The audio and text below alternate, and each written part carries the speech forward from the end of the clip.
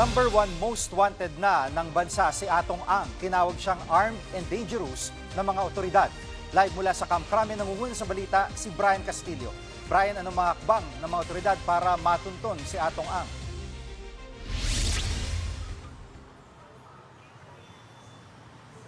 Jiggy, nag-alok nga ng 10 milyong pisong pabuya ang DILG sa sinumang makapagtuturo sa kinaroroonan ni Atong Ang. Yan nga ay matapos maglabas ng arrest warrant ang korte laban kay Atong Ang at sa 17 iba pa kaugnayan doon sa kaso ng pagkawala ng mga sabongero.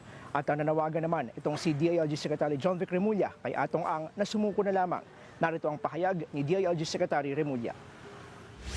Yung pagtatago ay simbolo ng iyong hindi pagtanggap at pag-iwas sa mga paratang laban sa iyo. If you become a fugitive from the law, then we will treat you like a fugitive.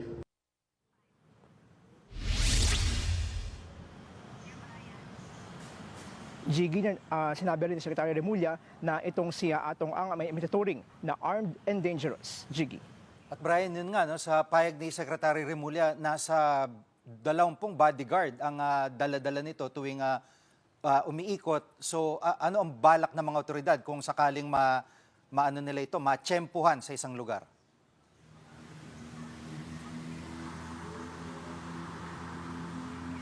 Jiggy, sabi nga ni Secretary Remulla ay naniniwala siya nga may kakayahang lumaban at pumalag itong si Atong Ang oras na siya ay aarestuhin na. Lalo't nga siya ay sinasangkot doon sa pagkamatay ng nasa mahigit 100 katao. Narito muli ang pahayag ni Secretary Remulla.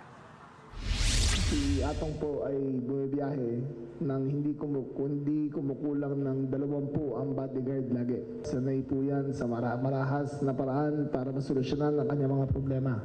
So we consider him armed and dangerous. Pero may garantisya po kami na walang EJK. Wala pong extrajudicial killing na plano ang PNP.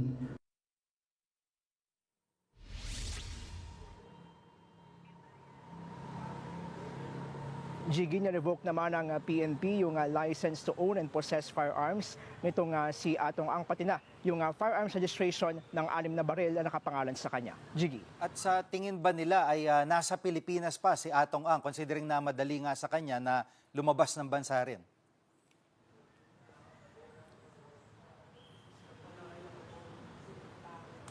Jiggy, yan naman yung tiniyak ng Bureau of Immigration na nasa Pilipinas pa rin naman daw itong si Atong Ang. At nauna na rin humiling ang gobyerno na mapasama itong si Atong Ang sa red notice ng Interpol para nga sakaling mangyari yan ay may kakayahan na yung ibang mga law enforcement agencies ng ibang mga bansa na arestuhin rin siya kahit pa ito ay nakalabas na ng bansa. Samantala, Jiggy, mula doon sa 18 individual na nabigyan ng arrest warrant, kaugnay nga yung kaso ng mga missing sabongeros ay itong si Atong Ang na lang yung hindi pa na-aresto hanggang sa ngayon. Yan muna ang latest mula dito sa Camp Crame. Balik sa'yo, Jiggy.